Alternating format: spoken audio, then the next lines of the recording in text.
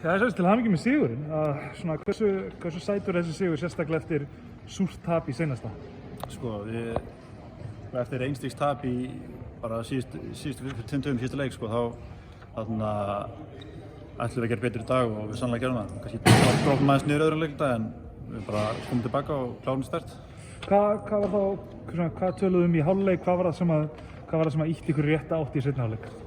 Sko, planið var náttúrulega bara að stoppa Turner, því að hann er svona bara aðalgæinn í sókninni þeirra og svo bara passa upp á að hinir myndi ekki fá að hitna eða bara koma sér í gang.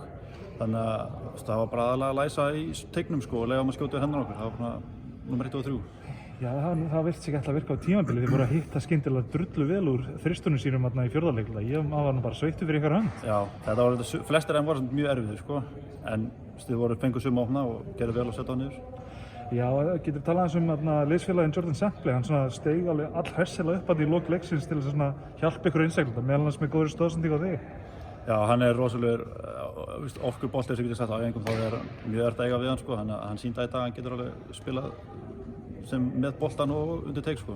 Myndirðu að segja að ég er ekki að kolvitlausum stað á töflunni? Myndi ekki segja kolvitlausum, en við erum að leiðin upp, sko. Við erum alltaf að byrja illa og við ætlum að gera betur. Allt í lagi, til hamingju með sigurinn. Takk fyrir það.